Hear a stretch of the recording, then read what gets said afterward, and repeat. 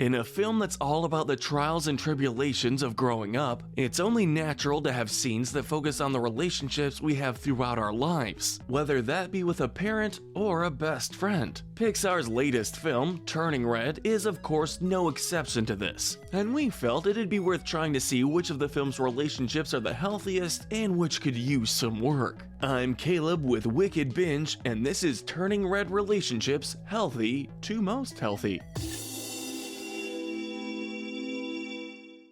Spoilers ahead for Pixar's latest film. Additionally, though there are a few relationships from Turning Red with some issues, we couldn't really call any of them toxic. Still, we're going to start with the relationships that have the most to work on and work our way up to the strongest and healthiest relationships. First up, we have the enemies to friends relationship, May and Tyler. It shouldn't be too surprising to see this particular relationship this low on our list, given how much conflict they had. Since they're both in middle school, it isn't far-fetched to assume that both characters are still somewhat in their boys versus girls phase. Not helping is how Tyler treats May, often teasing her with taunts or crude drawings. At one point, he even goes as far as to insult her family when she makes him mad, calling her a freak. We also can't forget how Tyler blackmailed May in order to force her to make a panda appearance at his birthday party. Now, May isn't completely innocent in this relationship either. In fact, she probably insults Tyler just as much, if not more, than he does. Granted, her insults are less personal and more childish, but still. May also went as far as to physically attack Tyler, though she regretted this and didn't want to actually hurt him. Despite a lack of on-screen apology and all the friction these two have, all of that conflict is pushed to the side the moment that Tyler is revealed to be a fan of the boy band group 4town. Instead of teasing him, May and the rest of her fans immediately accept him as part of the group. Keep in mind that Turning Red takes place in the early 2000s, where any instance of a boy being into something quote-unquote girly was seen as even more of a taboo, and this gesture from May and the girls becomes even more meaningful. Unfortunately, because this new friendship happened so quickly and didn't have much depth or development to it, we couldn't rank May and Tyler's relationship any higher, even if the surprise twist to it was still sweet. Next up, we have the secondary mother/daughter relationship of the film, Ming and Wu. In a way, Ming and Wu represent the worst possible scenario for Ming and May's relationship if it were to fracture and become distant. On Ming's side, she seems almost afraid of Wu at first, nearly panicking when she hears that Wu is going to be there for the panda banishing ritual. Like May, Ming just wants her mother's approval and tries to be seen as a perfect daughter, no longer wanting to hurt her. However, this comes at a cost, as the two are still distant and aren't as close as they once were. Unfortunately, Wu doesn't do much to fix their relationship. She's seen being critical of Ming's skills as a mother and isn't exactly supportive, nor does she give Ming much positive feedback, though she does warn Ming about May disobeying her. The two of them are able to take a step towards healing their relationship in the film's climax, however, when Wu frees her own panda side in order to help banish Ming's panda. She also forgives Ming for hurting her when she was younger, showing Ming that while she may not always show it, she does genuinely love her. Still, we felt this relationship could use quite a bit of work. But in their defense, there is a possibility of them eventually becoming close again. From there, we have May and her aunties. One of the more minor relationships in the film, they seem to represent a typical distant relatives relationship. May's aunties are, simply put, a little overbearing. They comment on not just her panda side, but also her weight and her looks, comments that are likely familiar to most female members of the audience. Still, they try to be supportive, giving May food and gifts when they arrive. They also help May save her mother, although they only remove their own panda charms once Wu starts the initiative. As for May, she seems pretty distant from her aunties and mostly seems to be overwhelmed by them, although we can't say that she dislikes them. It should also be noted that when they visited, May already had plans that she was focused on, so we've never really seen her interact with them during a time she wasn't stressed or wanting to get away. Though this adds a bit of ambiguity to the relationship, it still ended up falling into the lower half of our list. Slightly ahead of that relationship, we have May and Wu. Much like Ming, Mei takes her grandmother's approval seriously. Wu, however, is a bit warmer towards Mei than she is towards Ming. Though she confronts Mei about her continuing to let the panda out, Wu does so in a calm way. Wu also makes it clear that she's only warning Mei because she doesn't want to see Mei and Ming's relationship become fractured. Mei also shows a bit of respect towards her grandmother in that she does at least try to heed her warning, briefly choosing not to let her panda side out anymore. While Mei does change her mind, this is more due to not wanting to let her friends down than her wanting to disobey her family. These two aren't super close, but the respect is evident, as is the love, even if they aren't as affectionate as Mei and Ming. Speaking of which, we've finally come to one of the biggest relationships in the film, Mei and Ming.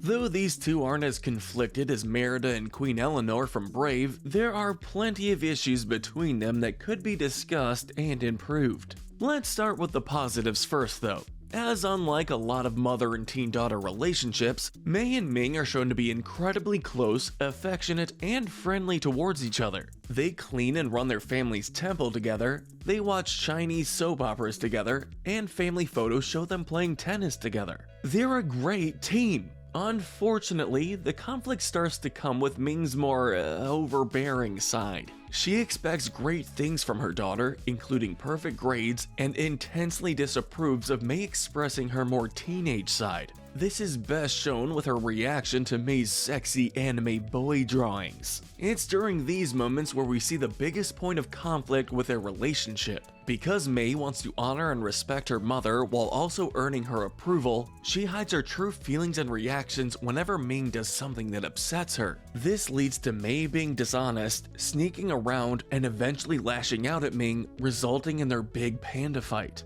Thankfully, it's their similarities that allow them to find common ground and accept each other. Mei shows Ming that even if she is changing, she still loves her mother, comforting her and assuring that they'll still have a relationship, even if it's different from before. As a result, Ming is willing to acknowledge her own failings and give Mei the freedom to be herself. Though we couldn't put them any higher due to the major issues in this relationship's status quo, the eventual positive development of it as well as the initial closeness between them is enough for us to rank them in the upper half of our list. Up next is our only canon romance from the film, Ming and Jin. While these two don't get a ton of focus as a couple, they work well enough.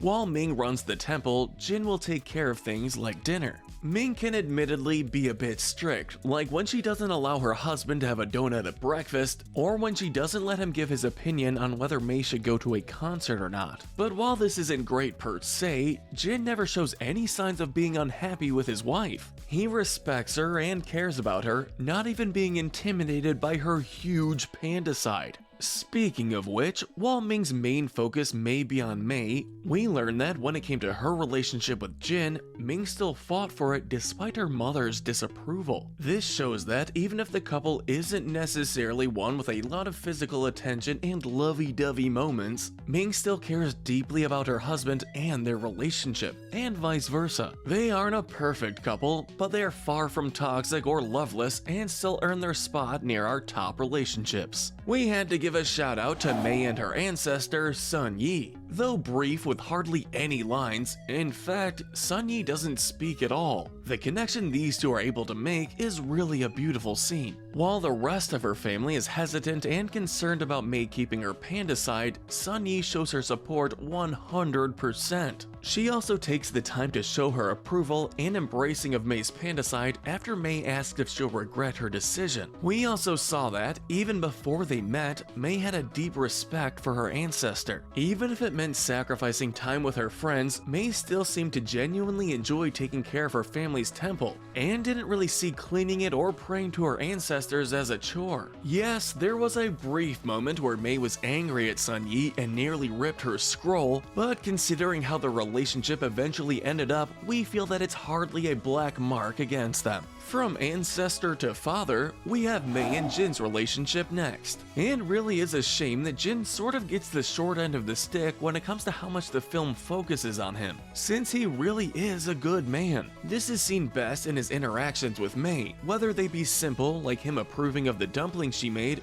or more emotional. Jin is the first member of Mei's family to show approval of her panda side. telling her that seeing that side of her made him laugh and smile. It's obvious that he just wants to see his little girl be happy and isn't interested in trying to control her interest or putting his hopes and dreams on her like Ming tends to. Because of this more casual relationship as well as Jin's honesty, Mei is able to be more relaxed and open around him, giving her someone to talk to outside of her friend group. While it doesn't get a ton of focus, this father-daughter relationship is incredibly sweet and wholesome. Finally, for our most healthy Turning Red relationship, we have Mei and her friends. These four girls are pretty much the definition of a perfect friend squad, with their interactions just screaming friends for life. These girls are constantly hanging out and having fun, often using their love of pop music as a means to help whenever one of them is upset. Speaking of which, their support for each other is clearly evident throughout the entire film, both through cheering each other up and protecting each other.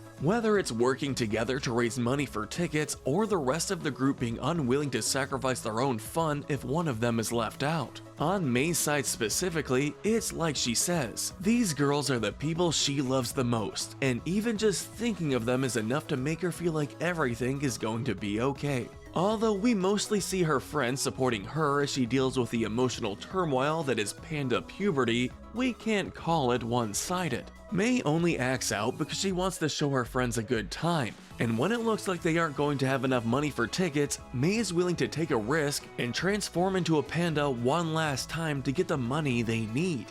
Just one last time. All in all, these four are a great example of what it means to be best friends. But while Mei is incredibly close to all her friends, we wanted to give a nod specifically to the strong friendship between Mei and Miriam.